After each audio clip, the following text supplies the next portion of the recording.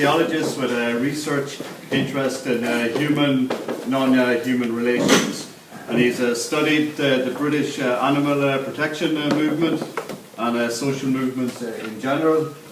His latest journal publication was about the potential criminalisation of protests in Ireland. And today he's going to speak about towards understanding the human, non-human relations. Which is pretty easy to do in 20 minutes. So, yes. Thanks for that. Thanks for coming to my session.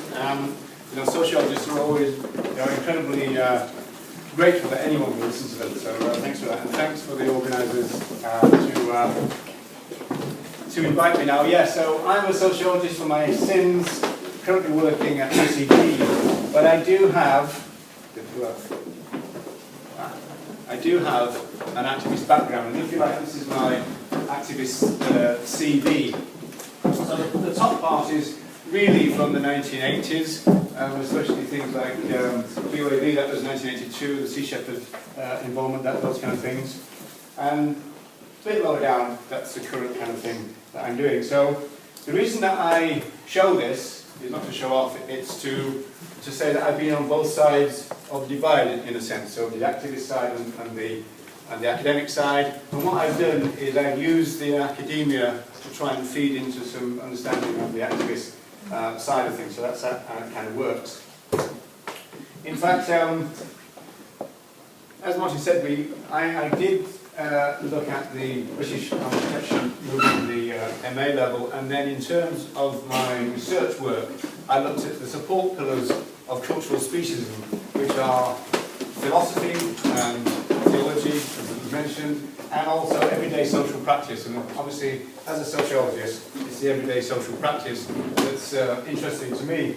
And in fact, one of the things that I do, one of the talks I do based on the work, actually it wouldn't work in this audience, because what I would do is I would give people pen and paper and ask them very simply to draw a farm. Yeah? And you can guarantee that most of the drawings that come back are of an entirely free-range farm. The smiling farmer and the smiling wife, and the chicken scratching in the dirt, the pig in the mud pool, and the ponds with the ducks, etc., etc. In other words, something completely removed from what we understand as animal advocates about the reality of life for animals which are regarded as if they were food. So I'm not going to do that. What I'm going to focus on is I'm really going to kind of look at the social construction of moral in and out groups. And I'm going to try and do that in a couple of ways. One is just to give us some sociological understanding about how we construct different groups and how we can push people and other beings away in that sense. And also, I think it says something about the social movement that we're in as well, or the social movements that we may be involved in. So that's the aim. Whether I succeed is another matter, but we'll see. So we start off with Bauman and Regan. Now, Bauman is a sociologist, and Tom Regan probably doesn't need any introduction in this audience in the sense that he wrote The Case for Animal Rights in 1983, so well-known animal rights philosopher. And what they both say in different places is that the universe of moral obligations is remarkably non-universal. What Bauman says is that human beings have demonstrated an apparent need to draw categorical distinctions and differences between groups. Regan, for his argument, says that there are exercises of exclusion that have led to what he regards as the formation of non-ideal moral communities. Both of the theories suggest further that a great deal of effort has been expended by human beings in guarding these very carefully drawn boundaries. So advocates for animal rights and people involved in social movements in a general sense are challenging some of the relevance of this moral boundary drawing. But through Bauman's analysis, we can see sociologically that there's a great deal of benefit that has been brought over the years for the people who draw these boundaries. Boundary drawing, then, is a very powerful method of defining my group and pushing others away into stranger categories, etc., etc. A person's early social lessons, and sociologists would call that socialization, involve boundary drawing and creating these very meaningful us and them categories that we have in our minds. Now these are often based on visible distinctions and differences, so we can see some differences, we often base it on that, but they also frequently rely on taught worldviews, which are transmitted generationally. Now historically, there's been quite a few of these. What I've just picked out a couple of four really for illustration. What they tend to do as an overall package is paint the other in a very negative light. So if you like, this is a biggie in that sense. This is the Nazi construction of Jews, which was encompassed in that slogan, Jews equals lice equals typhus. This is a more kind of patriarchal idea that men are rational beings, whereas women are merely emotional, and I'm not going to get involved with that argument at the moment. This is a prop for slavery, that persons of colour are subhuman, and this is a more contemporary argument, really, which is certainly prevalent at the moment in the United States presidential election. So, boundaries such as these, boundaries that we create and socially construct, effectively create moral distance with regard to those socially constructed other beings. So our boundaries keeps the other away. So a sufficiency of distance, be it social, be it moral, can result in untold cruelty to the other. And it can also mean that their rights will be trampled on and systematically violated. Now what Bauman says for us is that human beings live in the company of other people. We live in groups, and in those groups we interactively understand that we are very much dependent on one another. Now, Bauman himself says this is a rather banal point, but it's the banality of the point that gives it its sociological importance. It's the kind of, we don't need really much think about this idea that gives it its power, in a sense.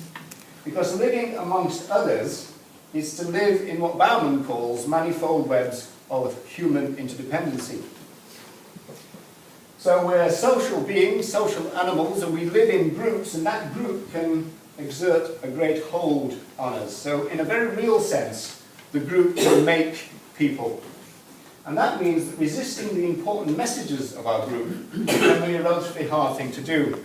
Philosopher David de Grazer, for example, likewise suggests that some early socialized lessons that we learn may be extremely difficult to negate or to successfully resist.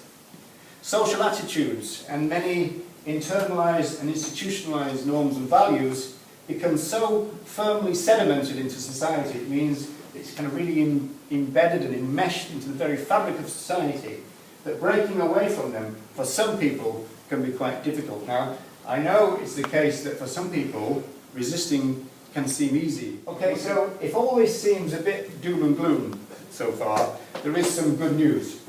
Because the older one gets, then the wider one's choices become. At last, Bauman says, some dependencies can effectively become challenged and rejected, while others are actively sought and voluntarily assumed. So this is where the potential for social movements exist, I believe. Even so, human beings are never entirely liberated from their past. And a quintessential sociological statement will be to say that our experience is the experience of being free and unfree at the same time. That's one thing that we need to understand in terms of social norms and values. In addition to all of that, and this is extremely important in terms of people who want to bring about social change, which is the argument that paying the price of change has got to make sense to the people who are thinking about changing. The cost must appear worthy of being paid, in other words.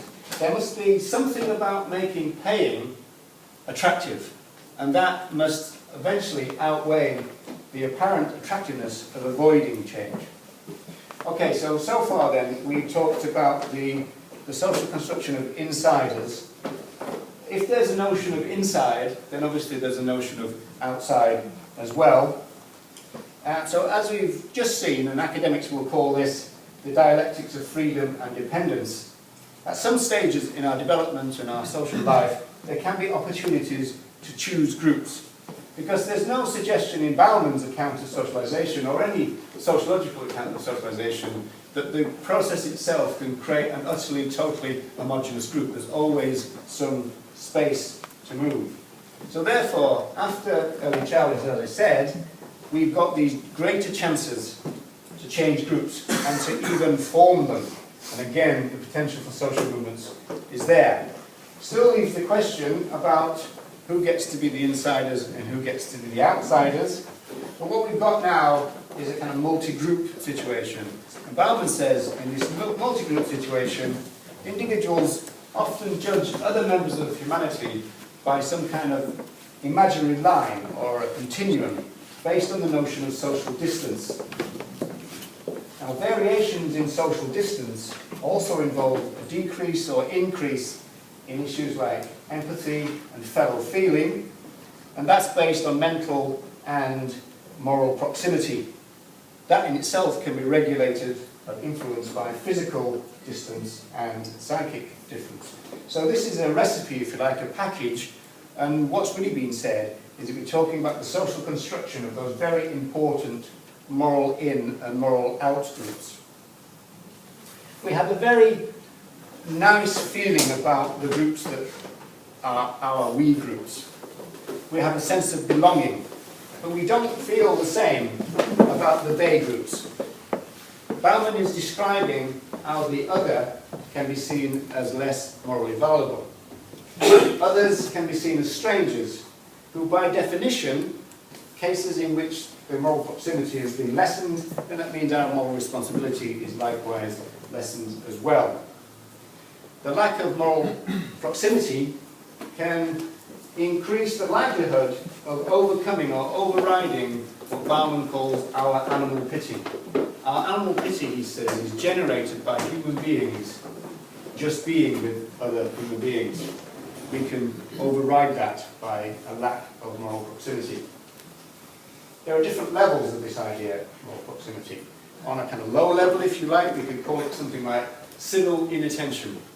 The civil inattention is only a small step away from something more serious, like moral indifference, being indifferent about the plight of the other. Bauman says that both of those can lead to a certain heartlessness and a disregard for the needs of others. So, as I have implied throughout then, once constructed, our meaningful barriers need, naturally enough, to be jealously or at least studiously guarded. Now, in terms of sociological convention, it's usual for us to focus on notions like social class and race and gender in order to explore social differences which may result in levels of inequality, and that's related to issues of ethics and morality. Bauman himself, interestingly for us, I suppose, appears to acknowledge that perhaps the deepest divide of all is the divide at the species level. For example, he argues that a human being is likely to remain as a moral subject if they can remain categorized as a human being in the first place. Bauman notes that humans have evolved notions that being human on its own entitles a subject to special treatment. This is the proper treatment reserved for human beings only, and of course something that we're trying to do something about, culturally, legally, etc., etc. As a building block or consequence of human rights thinking, this construction of proper treatment is so strong that Bauman claims this, that one may even say that the concept of moral object and human being have the same referent. Their respective scopes overlap, another thing that we're trying to challenge. In terms of moral proximity and physical treatment, there is, of course, a flip side, and Bauman writes, whenever certain persons or categories of people are denied the rights to our moral responsibility, then they are treated as lesser humans, flawed humans, which is a big theme in Bauman's work, being flawed, not fully human, or downright non-human. So, if being just less than human can be a serious threat to our moral standing, then we just have to think about the thoroughly unforgiving status of non-human. That pushes us further and furthest away from moral consideration. It can put us the furthest away from the likelihood of being treated as morally valuable, at least in a fundamental sense. And so, historically, some human communities, in fact, have called themselves names that literally mean human. And that automatically pushes other people on the outside, creates others there and then. Philosopher Mary Midgley, for example, suggests that this casts the other outside of the boundary of ethical concern. And by the same token, Stephen Clarke, another philosopher, says that human slaves have always been, or regularly categorized as non-human animals, or at least as distant, beast-like barbarians, he says. For his part, going back to Bauman, and probably thinking about his own pretty disturbing analysis of the Holocaust, he says our century has been notorious for the appearance of highly influential worldviews, so worldviews come back in there, that call for the exclusion of whole categories of the population, classes, nations, races, religion, from the universe of moral obligations. Okay, let's bring this a little bit down to earth and a bit nearer to our concerns, perhaps, when we return then to Tom Regan. Because from Regan's North American perspective, he examines the notion of the non-universal nature of the universe of moral obligations. Now, I'm going to say that again, because it's a hell of a sentence, but also it kind of nails it on the head in terms of what we're talking about. The non-universal nature of the universe of moral obligations. There's a chapter in 2001, depending on rights, entitled Patterns of Resistance. And Regan outlines how religious and scientific views, in the main, have been used throughout history to attempt to block access to the moral universe. So he argues that, regardless of and because of the use of the phrase all men in the North American Independence Declaration, not all persons were deemed to be the possessors of the rights to life, to happiness, and liberty. In fact, Regan asserts that, quote, the plain fact is that not all humans, not even all men, were included under the rubric of all men. So as we see from the slide then, Regan concentrates on 4 excluded groups: African Americans, women, gays and lesbians, and animals other than human animals. He details the patterns of resistance that were, and still may be, utilized to preserve exclusion from our moral in-groups. So this historical exercise of exclusion is sociologically the history of boundary building, boundary guarding, and boundary maintenance for the benefit of the moral insiders. And of course, initially, the moral insiders were white male property owners. According to Regan, as I said, this all leads to what he regards as a less than ideal moral community. And he asked this bold question at the bottom of the screen there: how do the beneficiaries of membership of less than ideal moral community act to retain their privileged status?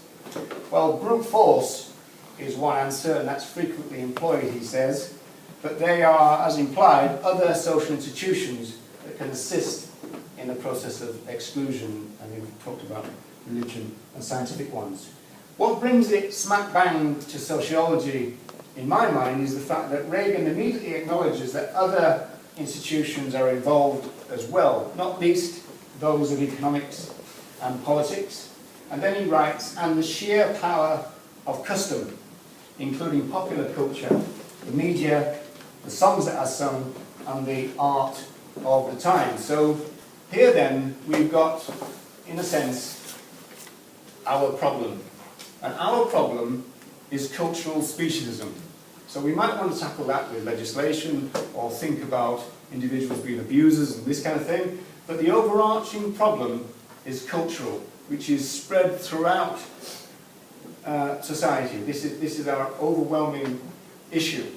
Embedded into the ideology of cultural speciesism is the ideology of animal welfarism. And that says that animal use is not the issue, it's animal treatment. Yeah? And this, going back to the children's books, would say that if you've got a smiling farmer who's kind to the animals, then that's grand. Okay? The question of use is not the problem. So if there's a case of egregious harm or cruelty, what tends to happen then is the system responds by saying, ah, well, that means that the regulation and the monitoring has failed. And what it really means is that something's got to be brought into play to boost that monitoring back up into a workable fashion. There was never any questioning of the fundamental issue about animal use. And so cultural speciesism, for me at least, and because of the powerfulness of these boundaries that we can create, is our main target. And we've got to figure out some way of trying to challenge cultural speciesism. So perhaps you can help me out and we can discuss it and see how we're going to tackle this massive thing.